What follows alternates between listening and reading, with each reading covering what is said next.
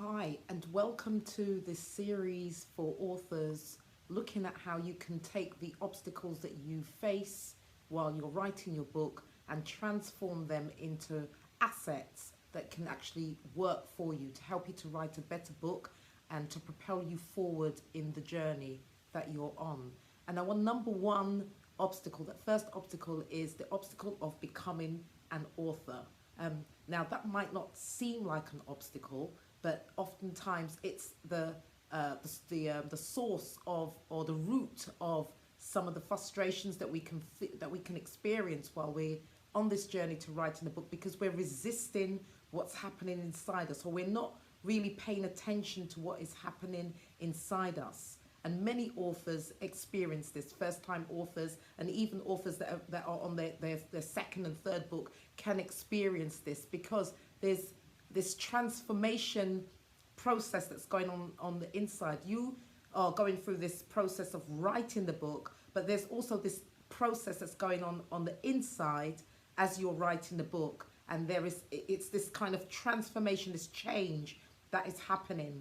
If we were to isolate all of the various different obstacles that you can experience, the feelings, the emotions that you can experience, you will find that they're rooted in different things. And for this one, this is all about this process that is happening on the inside of you while you are writing your book.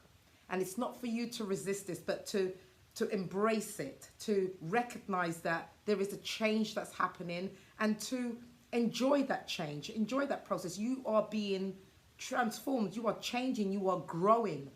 By the time you get to the end of the process, the journey of writing your book, you will not be the same person as you were when you began. So it's an exciting experience that we often overlook, because we're just pressing and pushing and kind of like resisting the kind of emotions that we're feeling on the inside.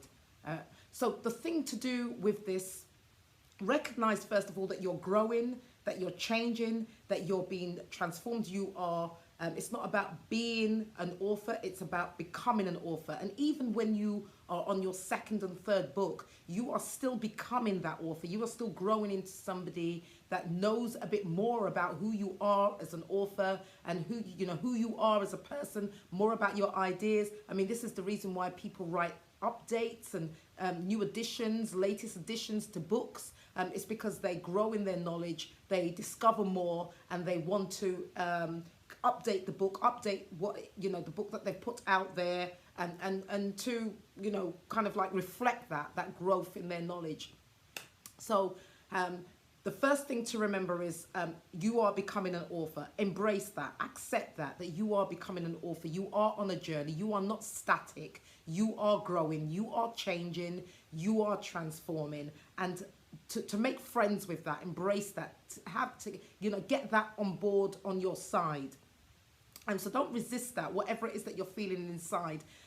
Any fears, insecurities, and all of those kind of things that may come up, and they often do as you're writing. You pull up things from your past, and these may be things that you may not even be writing about. It may not even be the topic of the book, and yet still you're experiencing these things.